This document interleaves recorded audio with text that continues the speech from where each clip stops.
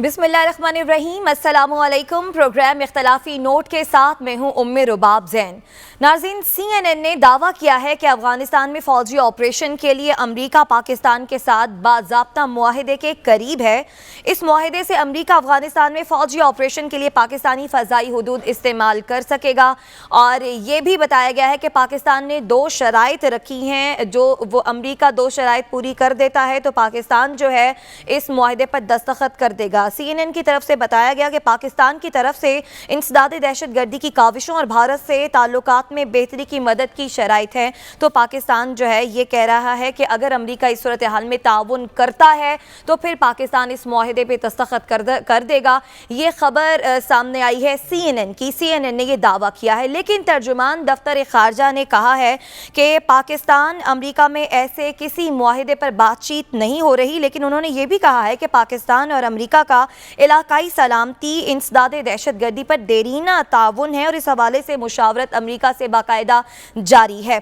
अब इस खबर की क्या हकीकत है, मुआहदे की क्या हकीकत है, इस पर हम बात करेंगे। हमारे साथ साबिक सेक्रेटरी खारजा एजाज अहमद चौधरी मौजूद हैं। एजाज चौधरी साहब, बहुत शुक्रिया आपके वक्त का। सर, ये बताएं कि अब हम CNN की खबर पर यकीन करें या फिर इस तरदीद पर हम यकीन करें, या दोनों पे यकीन कर लें? नहीं, बिस्मिल्लाहिर्रहमानिर्रहीम। मेरे ख्याल में हमारे दफ्तर खारजा की जो वजाहत है, मुझे तो उसमें कोई इबहाम नज़र नहीं आ रहा। अच्छा। और ना ही कोई मुझे तजाद नज़र आया है। जिस तरीके से मैंने उसको पढ़ा है, मैं आपके सामने अर्ज कर देता हूँ। मेरे ख्याल में वो ये कह रहे हैं कि जिस किस्म की अंडरस्टैंडिंग की वो बात कर रहे हैं, अगर तो उससे मुराद ये है कि कोई अड्डे बेसिस देंगे जिस तरह शहबाज और शमसी वगैरह थे, तो उस किस्म की कोई चीज़ नहीं होगी, क्योंकि ये तो हमारे यानी हाईएस्ट लेवल से वज़ीर-ए-आज़म की सतह पे ये कहा जा चुका है। लेकिन जो हमारा ताउन था उनके साथ दहशत गर्दी को ख़त्म करने के हवाले से, वो तो 2001 से चल रहा है और वो एक फ्रेमवर्क है जिसमें आप इंटेलिजेंस शेयरिंग भी है और आपने ग्राउंड लाइंस ऑफ कम्युनिकेशंस और एयरलाइंस ऑफ कम्युनिकेशन दे रखी हैं, बड़े अरसे से दे रखी हैं। और वो हमने कभी भी, मेरा नहीं ख्याल कि हमारी हुकूमत ने इनकार किया कि हम वो बंद करेंगे, और करना भी नहीं चाहिए, क्योंकि अफगानिस्तान में दहशत गर्दी के तमाम क्राइम ये बताते हैं कि दहशत गर्दी लौट सकती है वहां पे, इसलिए ताउन की जरूरत होगी। तो इसका मतलब ये है कि अगर आज एक अमरीकी जहाज उड़ के कहीं से आए, वो पाकिस्तान की फिजाओं से गुजरता हुआ अपना काम कर सकता है, सर्वेलेंस, जासूसी या कुछ और, ड्रोन अफगानिस्तान के अंदर, तो हमें इस पर कोई एतराज़ नहीं होगा? नहीं, अगर तो वो दहशत गर्दी के हवाले से कर रहा है, पाकिस्तान के साथ मशावरत के साथ कर रहा है, पाकिस्तान के साथ इंटेलिजेंस शेयरिंग है, क्योंकि इंटेलिजेंस शेयरिंग और ये दोनों चीज़ें साथ ली जाती हैं, तो फिर तो दुरुस्त है, कोई हर्ज नहीं है, क्योंकि पहले भी होता रहा है। हमारे अपने लोग ये चाहेंगे कि वहाँ की सरजमीन हमारे खिलाफ इस्तेमाल ना हो, वहाँ दाइश दोबारा ना आ जाए, हमारा भी है उसने। लेकिन अगर वो तालिबान के खिलाफ जाके जंगी होते, वो हमारी हुकूमत ने वाजे कर दिया कि हम इसको कबूल नहीं करेंगे। और वैसे भी आप देख लें कि जब वहाँ पे 20 साल अमेरिका बैठ गया और बैठ के वो कुछ नहीं कर सका, तो ये ओवरफ्लाइट आके तो वो मिलिट्री ऑपरेशन करके क्या लेगा? इसलिए ये है सारा का सारा मामला दहशत गर्दी के खिलाफ। जी, ये बताइए कि जरा एक वजाहत कर दीजिए कि इसका मतलब है कि जब प्राइम मिनिस्टर साहब ने कहा एब्सोल्युटली नॉट, तो वो सिर्फ physical presence of American soldiers का था, जो एयर स्पेस की यूजेज है वो एब्सोल्युटली नॉट के अंदर फॉल नहीं करती। क्या हम वजारत खारजा के बयान को इस तरह समझें? ठीक है, मुझे उसका तो इल्म नहीं है कि वजीर आजम का बयान के एग्जैक्ट मतलब क्या है, वो तो खुद बता सकेंगे। लेकिन मैं जो समझता हूँ, मैं ये समझता हूँ कि पाकिस्तान ने ये कह दिया है कि अब हम अपनी सरजमीन से कोई ऐसे अड्डे नहीं देंगे जहां से जहाज उड़े और जाके वहां पे बम बरसाएं। सर, दूसरी जरूरी बात कि अगर आप जियोग्राफिक मैप देखें, जो कि आपसे बेहतर कौन जानता है बीइंग इन योर पोजीशन जिसमें आप रहे हैं, तो कोई अमेरिकन फिजिकल बेस की प्रेजेंस इस तरह की नहीं है जो कि बज़ाहिरन लगे कि पाकिस्तान एयर स्पेस, मतलब ठीक है ईरान को अवॉइड करने के लिए शायद पाकिस्तान एयर स्पेस क्रॉस करनी पड़े, बाकी अमेरिकन बेसिस की प्रेजेंस जो है वो अफगानिस्तान से वेस्ट में है, ईस्ट से कोई पाकिस्तान क्रॉस करने वाली नहीं है, एक्सेप्ट कि अगर उनका कोई जहाजी कोई बहरी बेड़ा खड़ा हो, शॉर्ट ऑफ दैट उनकी कोई प्रेजेंस हमारे ایسٹ میں نہیں ہے جو کہ ہمیں کراس کر کے افغانستان جس کو جانا پڑے. تو کون سی فلائٹس ہوں گی جو پاکستان ایئر اسپیس یوز کریں گی, اور وہ کیوں کریں گی؟ وہ دیگر جو سینٹرل ایشین کنٹریز ہیں اس کی طرف سے بھی تو آ سکتی ہیں افغانستان جس طرف امریکہ کی بیسز ہیں. نہیں, میں نہیں سمجھتا کہ نارتھ سے پریکٹیکل ہے. جب آپ کو یاد ہے کہ سلالہ کا واقعہ ہوا تھا 2011 میں اور ہم نے بند کر دی تھی 1 سال سے کم عرصے کے لیے, تو ناردرن روٹ امریکہ نے کر کے استعمال دیکھ لیا تھا, نہیں بنی تھی بات. اور اب تو ویسے بھی روس کی طرف سے اس طرح کا تعاون امریکہ کو اویلیبل نہیں ہے. لیکن جو ان کے بحری اڈے ہیں باقاعدہ بحرین میں, قطر میں, وہاں پہ گلف میں, تو ان کو ایران کے راستے تو نہیں ملے گی جگہ, اور ویسٹ تو بہت ہی پھر دور جانا پڑے گا, تو پاکستان کی فضا سے اٹھنا پڑے گا. لیکن میں یہ کہنا چاہ رہا ہوں کہ پاکستان نے تو یہ واضح کر دیا اور بہت اچھا کیا ہے کہ یہ کہہ دیا گیا we will be your partners in peace. مطلب ہم یہ نہیں کہیں گے کہ آپ جا کے وہاں بم برسائیں اور ایک دم سے لوگوں میں کچھ تو خون وہاں پہ ہو جائے, یہ نہیں. ہاں, دہشت گردی کے خلاف اور واقعی وہ روکنا بھی چاہیے, کیونکہ نظر آ رہا ہے, اور خصوصاً اگر مغرب نے اپنی یہ اپروچ رکھی کہ طالبان کی حکومت کو ٹکنے نہیں دینا یا اکنامکلی کورس کرنا ہے, تو پھر تو واقعی وہاں پہ دہشت گردی کے اڈے بن جائیں گے. تو ان کو ان کے خلاف تو کام کرنا ہوگا تاکہ وہ پاکستان کے لیے بھی اتنا ہی بڑا خطرہ ہے جتنا پورے خطے کے لیے. چوہدری صاحب, جب 9/11 کے بعد ایک صورتحال پیش آئی تھی جس میں امریکہ کو ہماری مدد کی ضرورت پڑی تھی, تو ہم نے تھوڑی سی لیت و لال اس وقت جب کی تھی تو فوری طور پہ انڈیا سے جواب آیا تھا کہ ہم حاضر ہیں, آپ یہاں تشریف لے آئیں. اچھا, آپ کی بات سن کے ایک تھوڑی سی یہ فار فیچڈ ہے, دور ازکار لگتی ہے بات. امریکہ کے اور انڈیا کے جتنے قریبی تعلقات ہیں, اگر وہاں پہ کوئی اڈا مل جائے انہیں, تو پھر ہمارے اوپر سے پھر بھی ان کی فلائٹ کو اجازت ہوگی؟ دیکھیں, یہ تو حکومت اس کا فیصلہ کرے گی جب امریکیوں کو اپروچ کریں گے, کیونکہ ہندوستان کے ساتھ جو ہمارے تعلقات ہیں ان کی نوعیت امریکہ کو بہت اچھی طریقے سے علم ہے, پہلی بات.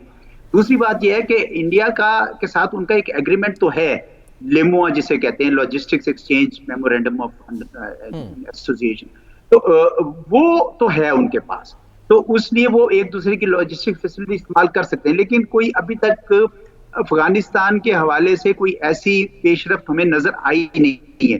اگر ایسی آئی تو مجھے یقین ہے اس بات کا کہ پاکستان کی حکومت جو ہے وہ ایک جی شویب صاحب, ایک اور بات کہ یہ جو بات CNN نے کی, جو کہ اتنا بڑا جریدہ ہے, اتنی بڑی نیوز ایجنسی ہے کہ اس کو بالکل ڈسمس شاید نہیں کیا جا سکتا, اس میں ایک پارٹ یہ ہے کہ امریکہ پاکستان کے ساتھ مل کے کوئی انڈیا سے کوئی حالات کے اوپر بات کرے.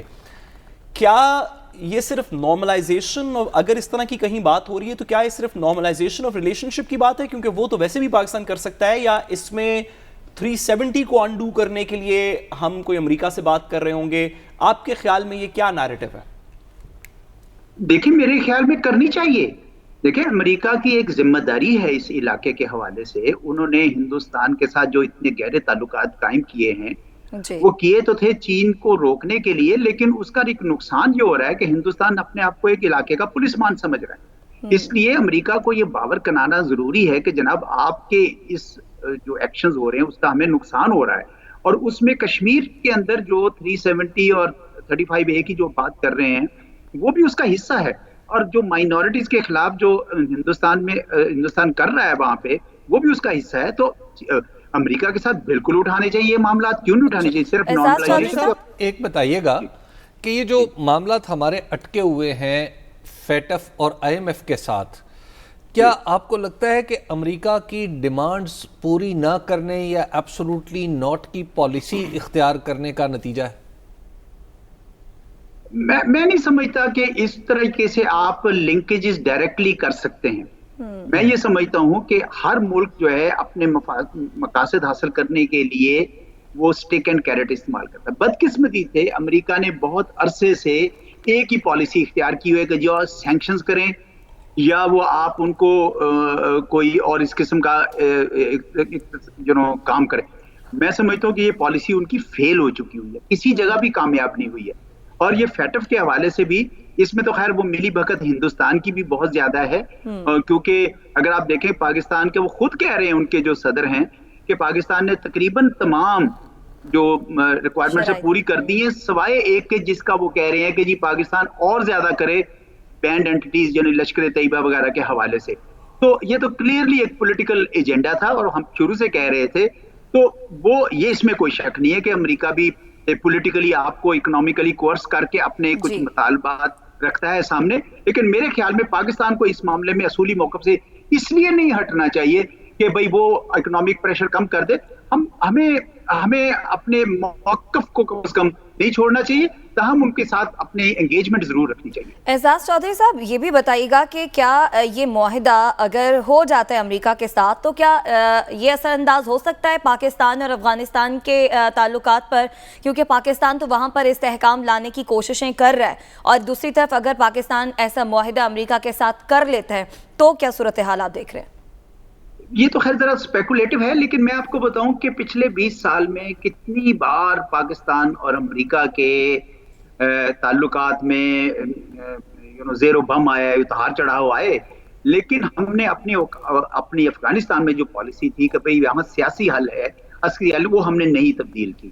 تو میں نہیں سمجھتا کہ پاکستان اس حوالے سے اپنی پالیسی تبدیل کرے گا. ابھی بھی ہم یہ سمجھتے ہیں کہ ہمارا اول اور آخر مقصد یہ نہیں ہے کہ جی طالبان کی حکومت جو ہے وہ مضبوط ہو جائے اور باقی کسی کی نہ آنے. نہیں، ہم تو خود کہہ رہے ہیں کہ انکلوسیو گورننس ہونی چاہیے، بلکہ ہمارا اصل مقصد یہ ہے کہ افغانستان میں کسی طریقے سے امن آ جائے، استحکام آ جائے، کیونکہ اس کی بد امنی سے ہم نے بڑا نقصان اٹھایا ہے. اور میں سمجھتا ہوں کہ اس میں ہم آغاز ہو گیا ہے ہمارا سارا خطہ، روس اور چین اور ایران اور سارے سینٹرل ایشینز. تو ایک لحاظ سے بڑا اصولی موقف ہم نے اختیار کیا اور میرا خیال اس سے پیچھے نہیں ہٹنا چاہیے. چودھری صاحب یہاں پہ ایک اور سوال پیدا ہوتا ہے، وہ ہے امریکن رویے کا، جو اس وقت کافی اگریسو نظر آ رہا ہے.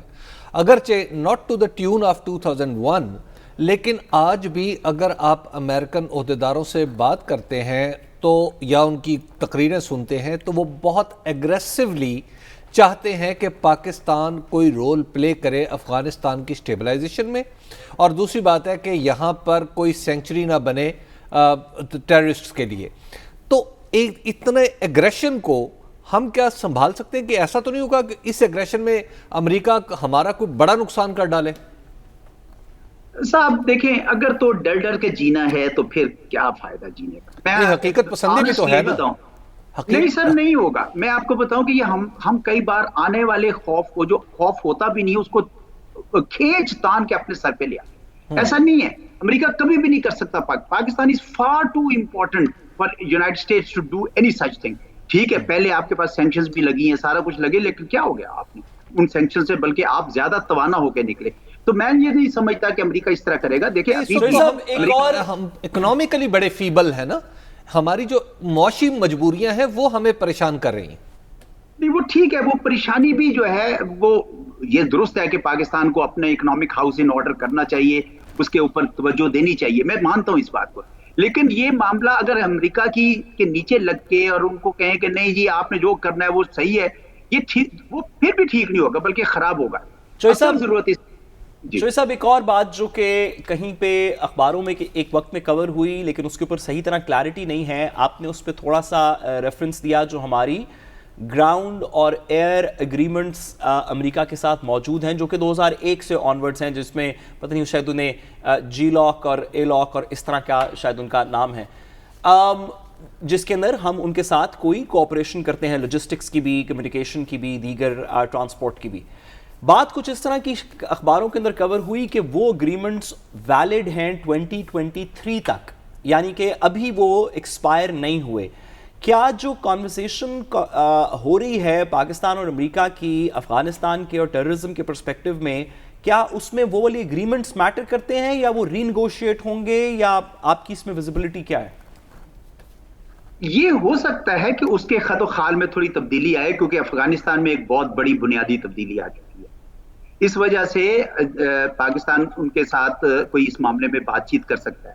اور میرے خیال میں اس کا جو کسوٹی ہوگی، اس کا جو معیار ہوگا وہ یہ ہوگا کہ افغانستان میں اب آپ جا کے بم نہیں برسائیں گے، بلکہ ٹارگیٹڈ ہوگا اور صرف دہشت گرد تنظیموں کے خلاف جو ہے وہ کام کیا جائے گا. یہ نیگوشیشن جاری رہنی چاہیے. اور اگر نہیں، اگر مجھے نہیں پتا فرینکلی کہ 2023 میں ایکسپائر ہو رہا ہے کہ نہیں ہو رہا ہے، لیکن اگر ہو رہا ہے تو یہ ایک اچھا موقع ہوگا. ایک اور میں اس معاملے میں جی چودھری صاحب آپ بات مکمل کیجئے.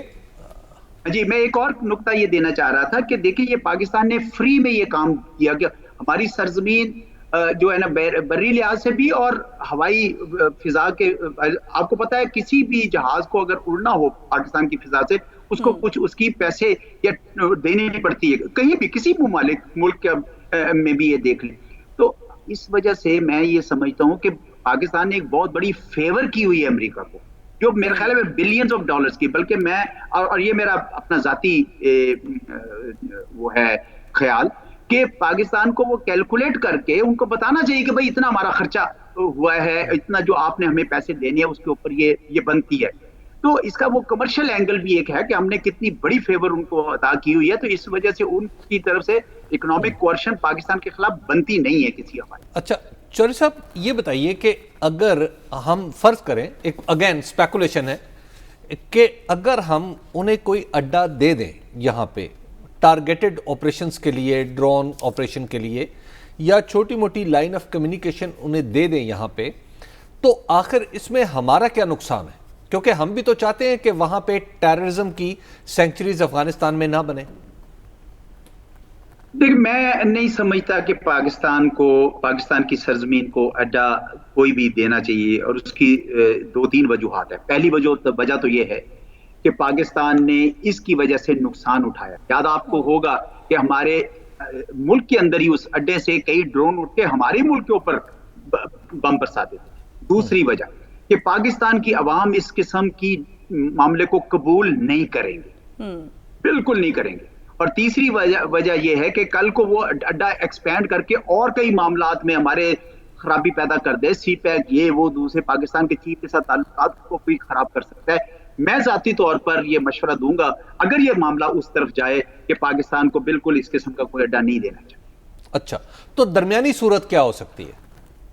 درمیانی صورت یہ ہے کہ تعاون ہو باہمی اعتماد کی بنیاد پر اور باہمی مفاد کی بنیاد پر. باہمی اعتماد یہ ہے کہ امریکہ ہمیں بتائے گا کہ وہ افغانستان میں امن کی خاطر وہ کام کر رہا ہے یا کسی اور وجہ سے کر رہا ہے. اور باہمی مفاد یہ ہوگا کہ وہاں پہ جو دہشت گرد تنظیموں کے حوالے سے جو انٹیلیجنس ہے وہ شیئرنگ ہوگی اس کی، اور اس میں جو پاکستان کے خلاف جو دہشت گرد تنظیمیں وہاں پہ پھلتی پھولتی رہی ہیں، جن کے اوپر اس طرح کا ایکشن نہیں کیا گیا ٹی ٹی پی اور بی ایل اے کے خلاف، وہ ایکشن بھی اس کے اندر شامل ہوگا. جی بہت شکریہ. سابق سیکرٹری خارجہ اعزاز احمد چودھری صاحب ہمارے ساتھ موجود تھے. بریک کا وقت ہے، بریک سے واپس آئیں گے، مزید بات کریں گے، ہمارے ساتھ رہیے گا.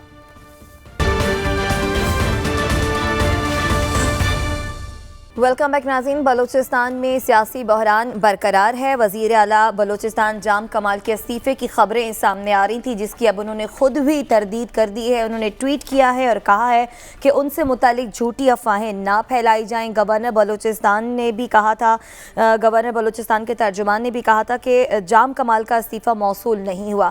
پھر معاملہ یہ بھی چل رہا ہے بلوچستان اسمبلی میں عدم اعتماد کی تحریک کا، جو کہ پیش کر دی گئی ہے، لیکن اس پر اب رائے شماری 25 اکتوبر کو ہوگی اور 25 اکتوبر کو ہی پتہ چلے گا کہ کون کس کے حق میں ہے. لیکن تحریک عدم اعتماد کی بلوچستان عوامی پارٹی کے ناراض ارکان اور اپوزیشن نے بھی حمایت کی ہے. اس کے بعد ہم پاکستانی سیاست میں جو بے یقینی کی فضا ہے اس پر بھی ہم بات کریں گے. حبیب صاحب یہ بتائیے گا، استعفے کی خبریں سامنے آ رہی تھیں جس کی جام کمال نے تو تردید کر دی، اور وہ یہ بھی کہہ رہے ہیں کہ ان سے متعلق کسی قسم کی کوئی جھوٹی افواہیں نہ پھیلائیں. پھر 25 اکتوبر کو یہ اس پر رائے شماری بھی ہونی ہے عدم اعتماد کی تحریک پر.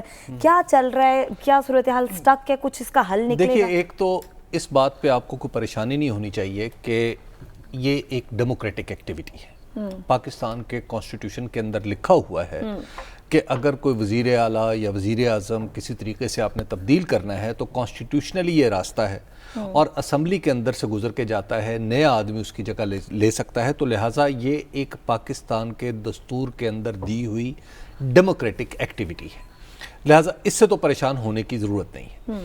دوسری بات یہ ہے کہ جام کمال خان صاحب کے خلاف اچانک یہ کیمپین شروع کیوں ہوئی. اس کے کچھ حصے میں آپ کو بتا چکا ہوں کہ وہاں پہ دراصل جام کمال صاحب جو ہیں وہ مالی معاملات کے بارے میں بہت ہی اسٹرکٹ ہیں. پاکستان کی جمہوریت کا یہ خاصہ ہے کہ اس نے کسی نہ کسی درجے میں کم از کم ایک شخص ایسا ضرور نکلا ہمارے میں سے ہی، جام کمال کی صورت میں، کہ جس نے کرپشن کی طرف جاتے ہوئے پیسے کو روکنے کی کوشش کی. وہ کامیاب کتنا ہو پایا اس بارے میں یہ تو تاریخ کا سوال ہے، لیکن اہم ترین بات یہ ہے کہ اس شخص نے اس پائپ پر پاؤں رکھا جہاں سے پیسہ بلوچستان کے عوام کا نکل کے لوگوں کی جیبوں میں جا رہا تھا، اور 3 سال تک وہ اس کوشش میں کامیاب رہا۔ تو لہٰذا جام کمال صاحب نے یہ کام تو کر کے دکھا دیا ہے کہ اگر کوئی وزیر اعلیٰ، اور اگر ان کو دیکھ کے کوئی وزیر اعظم بھی یہ نصیحت پکڑ لے کہ میں نے کس طرح کرپشن روکنی ہے، تو وہ آج بھی روک سکتا ہے۔ تو ایک تو انہوں نے یہ کام کر کے دکھا دیا۔ دوسری بات یہ ہے کہ جہاں تک ان کے استعفے کی بات ہے تو یس، ان کے ارد گرد کے بعض لوگوں کے ذہن میں یہ بات ہے کہ ہمیں، ان کے جو پولیٹیکل ساتھی ہیں، کہ کیا ہمیں بریولی فیس کرنا چاہیے جا کے 25 تاریخ کو، یا استعفیٰ دے کے جان چھڑا لینی چاہیے۔ دیکھیں، جب اس طرح کا معاملہ ہو تو میرا خیال ہے کہ استعفیٰ نہیں دینا چاہیے اگر پولیٹیکلی۔ اس کی وجہ یہ ہے کہ آپ سب لوگ، تاکہ ان جو جام کمال صاحب ہیں یا اس طرح کا جو آدمی ہے، اس کو ایکسپوز بھی کرنا چاہیے کہ اس کے ساتھ کون لوگ کھڑے ہوئے تھے۔ وہ چاہے 1 تھے، چاہے وہ 33 تھے، چاہے وہ 32 ہیں، چاہے وہ 31 ہیں۔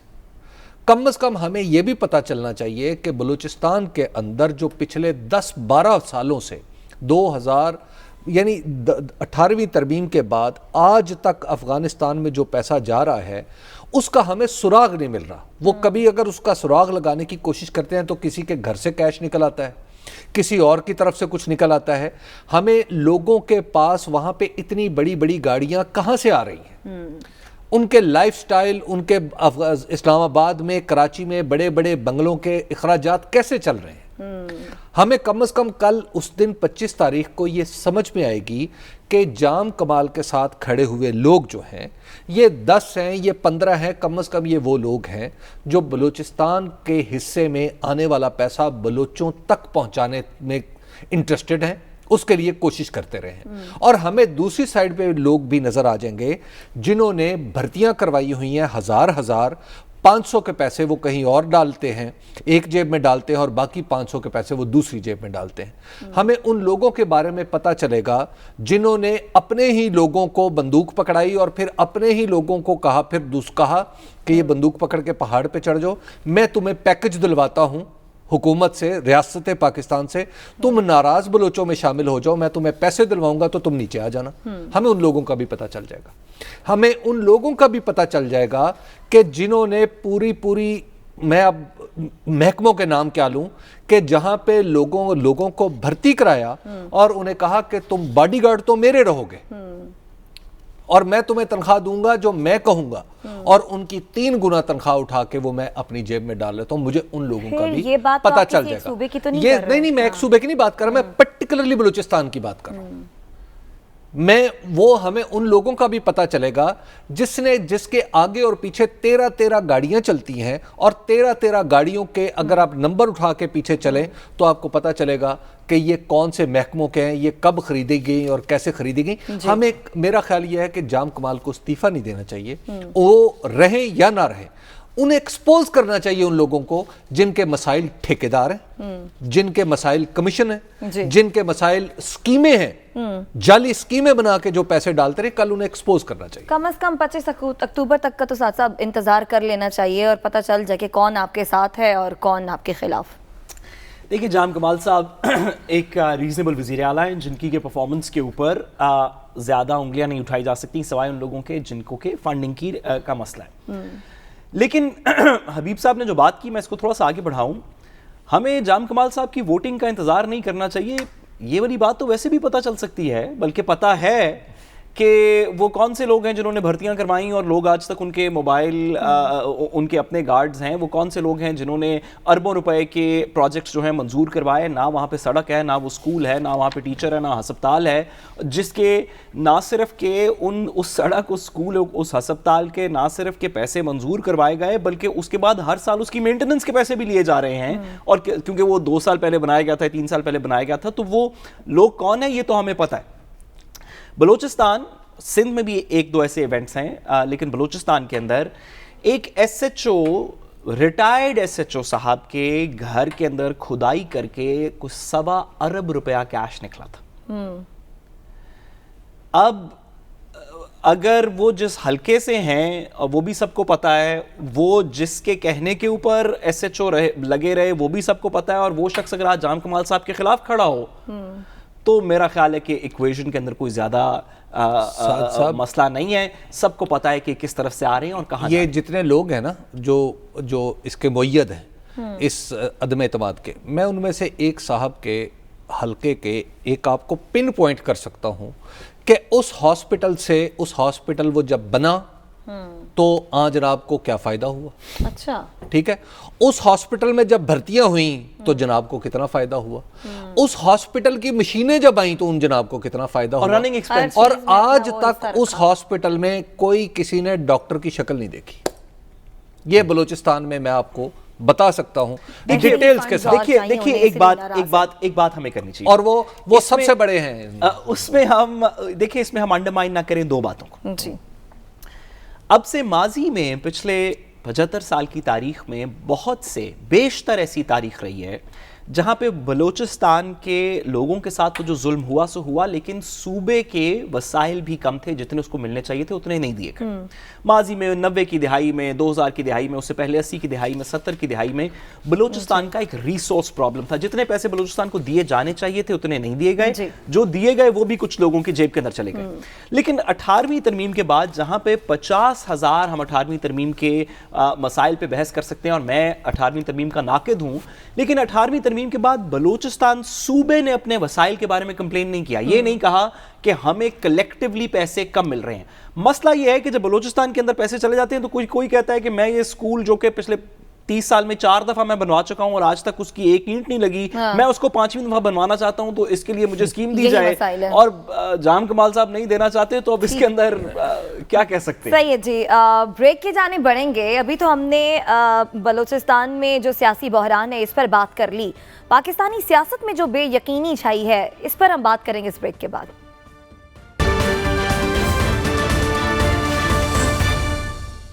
ویلکم بیک ناظرین. بریک پر جانے سے پہلے ہم بلوچستان کے سیاسی بحران کی بات کر رہے تھے. اب بات کرتے پاکستانی سیاست میں بے یقینی کی. حکومت کے لیے مشکلات بڑھتی جا رہی ہیں, چاہے وہ سیاسی ہوں یا پھر معاشی. اپوزیشن سڑکوں پر آ گئی ہے کیونکہ وہ اس حکومت سے بھی چھٹکارا حاصل کرنا چاہتی ہے, اور وہ چاہتی ہے کہ عوام پر جو حکومت نے مزید بوجھ لاد دیا ہے اس لیے حکومت کو برقرار نہیں رہنا چاہیے, کیونکہ حبیب صاحب وہ سمجھتے ہیں جب تک حکومت رہے گی مزید جو ہے وہ یہ مشکلات معاشی طور پر عوام کے لیے پیدا کریں گی. یہ اتنی سادہ بات نہیں. اچھا, پھر کیا بات ہے؟ اتنی سادہ بات نہیں. پاکستان کے پاور سٹرکچر میں جب بھی کوئی غیر یقینی کی کیفیت سامنے آتی ہے تو ہم ہمیشہ دیکھتے ہیں کہ کچھ نہ کچھ لوگ ایسا سمجھتے ہیں کہ بس اب تب کی بات ہے, یہ گیا اور وہ گیا, تو مجھے مظاہرہ کرنا چاہیے, مجھے جلوس نکالنا چاہیے, مجھے یہ کرنا چاہیے, مجھے وہ کرنا چاہیے. دیکھیے پاکستان کے اندر جو اس وقت جو اسلام آباد میں اور راولپنڈی میں جو ایک گو مگو کی کیفیت ہے, جس میں بالخصوص ایک نوٹیفیکیشن جو DGISI کا ہے اس کے اوپر جو ایک کھینچا تانی اس حوالے سے مصدقہ خبر تو کسی کے پاس نہیں. لیکن آپ یہ دیکھیے کہ ہمارے وزراء آ کے کہتے رہے, ٹی وی کے اوپر آ کے کہتے رہے کہ جمعے سے جمعے تک آ جائے گا, فلاں تاریخ کو آ جائے گا, فلاں تاریخ کو آ جائے گا. آپ ڈیٹس دیتے رہے, آپ لوگوں کو, صحافیوں کو فون کر کے یہ بتاتے رہے کہ جناب سارے معاملات سیٹل ہو چکے ہیں, سارا کچھ ہوا. یہ ساری چیزیں چھپی ہوئی ہیں, اخبارات میں آ چکی ہیں. جب وہاں پر ایک صورتحال ایسی ہوگی جس کا آپ کو اینڈ نظر نہیں آ رہا, جس کا انجام آپ کو نظر نہیں آ رہا, تو دراصل اس غیر یقینی کی کیفیت میں آپ کو ہمیشہ پاکستان کے اندر کبھی بلوچستان میں وہ مسئلہ پیدا ہو جائے گا. بلوچستان کا بھی جو مسئلہ ہے وہاں پر بھی جو ہمیں صورتحال نظر آ رہی ہے وہ ساری بلوچستان کے اندر پیدا کردہ نہیں ہے.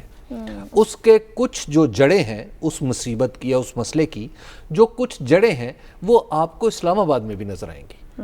تو دراصل جب آپ کی ریاست کے پاور سٹرکچر کے اندر اس طرح کی ایک دوسرے سے ایک مختلف فریقوں کے درمیان اگر آپ کو فرق نظر آنے لگے تو آپ کی سیاست بدل جاتی ہے, اور اس میں طرح طرح کی افواہیں جو ہیں وہ جنم لینے لگتی ہیں, جیسے آپ سوشل میڈیا اٹھا کے دیکھیں تو آپ کو نظر آ رہی ہیں. دیکھیں یہ اتنا سینسٹیو معاملہ ہے کہ سابق امریکی صدر براک اوباما نے جب جنرل میک کرسٹل کو ہٹایا تو آپ کو یاد ہے اس وقت خود امریکہ کے اندر بھی اس طرح کی افواہیں جنم لینا شروع کرتے ہیں. جب وہ ٹینشن بنی سول ملٹری ریلیشنز کے اندر تو وہاں پر بھی مسائل پیدا ہو گئے. تو آپ ذرا تصور کریں کہ پاکستان کے اندر, اور پاکستان کی ایک مخصوص ہسٹری ہے اس تاریخ کے تناظر میں جب آپ اس طرح کے ایمبیگوٹی ابہام پیدا کریں گے ریاستی معاملات میں تو آپ یقینی طور پر کچھ اچھا نہیں کر رہے. اس کا فائدہ اپوزیشن بھی اٹھا رہی ہے. دیکھیں اپوزیشن کو میرا نہیں خیال اس کا فائدہ کسی کو اٹھانے کی کوشش کرنی چاہیے. اس کا فائدہ کسی کو نہیں ہوگا, اس کا نقصان پاکستان کو ہوگا. اس کا فائدہ کسی کو نہیں ہوگا. یہ وہم یہ ابھی آپ دل سے نکال دیں کہ اپوزیشن کو اس کا بڑا فائدہ ہو جائے گا. آپ کہتے ہیں نا کہ حکومت اپنے لیے مشکلات خود پیدا کرتی ہے. ہاں, یہ مصیبت بھی اس کی اپنی پیدا کرتا ہے. یہ مصیبت بھی حکومت کے لیے اپنی پیدا کرتا ہے. بے یقینی کی صورتحال میں حکومت سیاست کو لے کے کیوں جا رہی ہے؟ جو بات حبیب صاحب بھی کرتے ہیں کہ حکومت خود مشکلات پیدا کرتی ہے, تو اس کا مطلب یہ ہے کہ حکومت کے پاس حل بھی موجود ہے, تو وہ حل کیوں نہیں حکومت لے کر آتی سامنے؟ دیکھیے حکومت کے پاس حل تو تقریباً بہت ساری چیزوں کا موجود ہے نا. اب وہ کیوں نہیں کرتی, یہ پاکستان میں $64 ملین کویسچن ہے کہ حکومت اپنی مشکلات کا حل بقول حبیب صاحب کے وہ نالائق ہے. میں لیکن آپ کی جو آپ کی دوسری بات ہے ذرا یہ تھوڑی سی زیادہ ضروری ہے کہ اپوزیشن کا اس کے اندر کیا رول ہوگا یا کیا کانسیکوینسز ہوں گے. ہمارے ملک کے اندر ایک ٹریڈیشن بن گیا ہے کہ آپ سمجھیں کہ اگر کسی ایک سیاسی جماعت کی کسی عسکری قیادت سے یا جس کو آپ براڈلی اسٹیبلشمنٹ کہتے ہیں, اگر اس کے ساتھ کچھ انبن ہو رہی ہے تو ضرور اسٹیبلشمنٹ کی دوسرے کے ساتھ ٹھیک ہو جائے گی. یہ ہماری ازمپشن ہے کہ اگر پیپلز پارٹی کے ساتھ بن رہی ہے تو نواز شریف صاحب کے ساتھ نہیں بن رہی back in the day earlier. اگر نواز شریف صاحب کے ساتھ بن رہی ہے تو پیپلز پارٹی کے ساتھ نہیں بن رہی. اگر خان صاحب کے ساتھ بن رہی ہے تو باقی دو پولیٹیکل پارٹیز کے ساتھ نہیں بن رہی. اور اگر خان صاحب کے ساتھ کچھ دوریاں ہو گئی ہیں تو اب ضرور اسٹیبلشمنٹ جو ہے وہ دوسروں کے ساتھ کوآپریٹ کر رہی ہوگی. لوگوں کی, میں سیاسی تلخ بات ہے لیکن بات کرنی ضروری ہے, لوگوں کی مختلف ادوار کے اندر مجبوریاں رہی ہیں کہ وہ اسٹیبلشمنٹ سے بات کریں. اس دور میں بھی اور ریسنٹلی بھی اسٹیبلشمنٹ کی کوئی مجبوری نہیں ہے کہ وہ عمران خان صاحب سے ضرور بات کریں یا مریم صاحبہ سے ضرور بات کریں. ان کا سیاست سے ہی کوئی لینا دینا نہیں ہے. دیکھیے اگر آپ دیکھیں, ہم سیاسی بیانات کے علاوہ بھی اگر دیکھیں, پاکستان کے کچھ مسائل ہیں جو کہ ہم نے خود کریٹ کیے ہیں. کون چیئرمین نائب بنے گا, کون نہیں بنے گا, نوٹیفیکیشن جاری ہے, نوٹیفیکیشن نہیں جا رہی, نہیں ہم یہ کریں گے وہ نہیں کریں گے, پیٹرول پرائسز پہ کتنی بات ہوگی کتنی ہوگی. کچھ ہمارے سیاسی مسائل ہیں, کچھ پاکستان کے اصل اور ریاستی مسائل ہیں. پولیٹیکل پرائم منسٹر کوئی بھی ہو, افغانستان میں کیا ہوگا, بھارت کے ساتھ کیا بات چل رہی ہے, امریکہ پاکستان کی کیا نیگوسیشن ہے, ہم ٹیررزم کے بارے میں کیا کریں گے, آئی ایم ایف کے ساتھ کیا قرضے کی شرائط ہیں, ایف اے ٹی ایف سے کون نیگوشیٹ کر رہا ہے, یہ ہماری ریاست کے مسائل ہیں. ان ریاست کے مسائل کے اندر ہماری اسٹیبلشمنٹ کا بھی رول ہے, ہماری سیاسی پولیٹیکل پارٹیز کا بھی رول ہے, ان کے اندر ہمارے دیگر اداروں کا بھی رول ہے. اسٹیبلشمنٹ کا فوکس یہ بات اسٹیبلشمنٹ کی ہمیشہ پاکستان میں فوکس رہی ہے. اگر نواز شریف صاحب اس وقت پرائم منسٹر ہوتے تو کیا establishment F A T F میں ہیلپ نہیں کر رہی ہوتی ان کی گورنمنٹ کی؟ کیا افغانستان کے اندر ان کی گورنمنٹ کی ہیلپ نہیں کر رہی ہوتی؟ اور اگر عمران خان کے بعد کوئی اور آ جائے گا تو کیا اسٹیبلشمنٹ ان سے اپنا ہاتھ اٹھا لے گی؟ کچھ چیزیں جو اسٹیبلشمنٹ کی ہیں وہ کرتی رہے گی. اسٹیبلشمنٹ کی مجبوری نہیں کہ وہ عمران خان سے لڑائی کر کے ضرور جائے اپوزیشن پولیٹیکل پارٹیز کے بعد. یہ سیاسی مجبوریاں ہیں, یہ ریاستی مجبوریاں نہیں ہیں. ساتھ صاحب, حکومت نے جو کرنا چاہیے حکومت وہ کرنا چاہتی ہے لیکن کر پا نہیں رہی. اپوزیشن جو احتجاج کر رہی ہے, پورا ایک پلان دے دیا ہے, نون لیگ بھی اور جماعت اسلامی بھی احتجاج کر رہی ہے, پیپلز پارٹی بھی, پی ڈی ایم کے تحت بھی جو ہے ایک وہ جلسوں کی سیریز متعارف کرا دی گئی ہے کہ فلاں ڈیٹس میں ہم جلسے کریں گے. اس سے اپوزیشن کو کیا ملے گا؟ اپوزیشن اور کیا کرے؟ اگر یہ نہیں کرے گی تو کیا کرے گی؟ بھئی احسن اقبال صاحب کتنی دفعہ بیان دے لیں گے, قمر زمان قاہرہ صاحب کتنی دفعہ, کل پاکستان انڈیا کا کرکٹ کا میچ ہے, سب لوگ بیٹھ کے کرکٹ کا میچ دیکھیں گے, کوئی ادھر ادھر کے جلسے کی اگلے دن کیا کریں گے؟ کچھ تو کرنا ہے نا.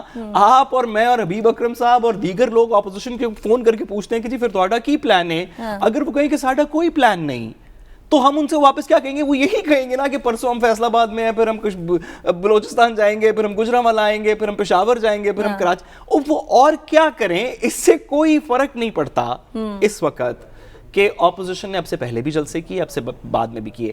عمران خان صاحب جب اپوزیشن میں تھے تو وہ بھی بہت بڑے بڑے جلسے کر رہے تھے. اگر عمران خان صاحب آئندہ اپوزیشن میں کبھی چلے گئے تو بھی بڑے جلسے کریں گے. اپوزیشن کا کام ہے یہ کرنا. ریاست کو اور حکومت کو اپنے کام کرنے چاہیے. جلسوں سے پاکستان میں نہ حکومت گری ہے نہ آئندہ گرے گی. عمران خان صاحب نے بھی جب جلسے کیے تھے حبیب صاحب تو جلسوں کی بنیاد پر حکومت نہیں ہلی تھی, وہ تو ایک وجہ کیس بن گیا تھا. اب اپوزیشن جو ہے ایک مہنگائی کو بنیاد بنا کر حکومت گرا سکتی ہے. اپوزیشن کو کچھ ملتا دکھائی دے رہا ہے. یہ بڑی ان ریئلسٹک بات ہوگی کہ اگر آپ اس مہنگائی کو عالمی تناظر سے ہٹا کے بات کریں پولیٹیکل پارٹیز کی سب کی یہ کوشش ہے کہ وہ پوری دنیا میں تیل مہنگا ہونا، پام آئل کی قیمت میں اضافہ، پاکستان کے دیگر مشکلات ساری کی ساری عمران خان پہ تھوپ دیں. یہ بڑی اچھی بات ہے، ان کی اسٹریٹجی یہ ہونی چاہیے. لیکن بات یہ ہے کہ عمران خان صاحب کے اینڈ پہ اگر جا کے دیکھیں تو عمران خان صاحب نے جہاں بہت ساری مشکلات وراثت میں پائی ہیں، وہاں بہت سارے اپنے نالائق مشیروں کی وجہ سے اپنے مشکلات کے پہاڑ کھڑے کر دیے ہیں اور کرتے چلے جا رہے ہیں. ماشاءاللہ اس حکومت میں جو ایک پریولنٹ نالائکی ہے وہ اتنی بڑی مقدار میں ہے کہ پاکستان کے تاریخ میں اس کی مثال نہیں. یعنی کہ جو بات کی تھی عمران خان صاحب نے کہ 2 سال بعد سمجھ آ گئی، بقول آپ کے ابھی بھی سمجھ نہیں آئی. نہیں، یہ تو آپ انہیں 200 سال بعد بھی سمجھ نہیں آئے گی، یہ چھوڑ دیں آپ بات.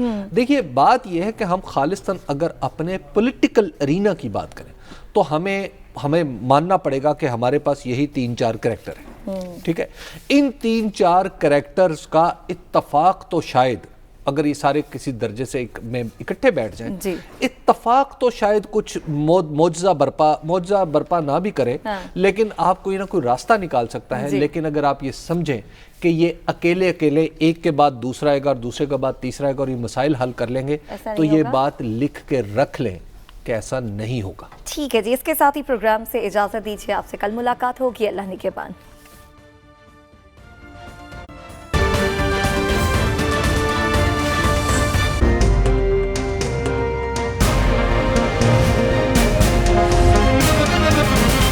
دنیا خبر کی دنیا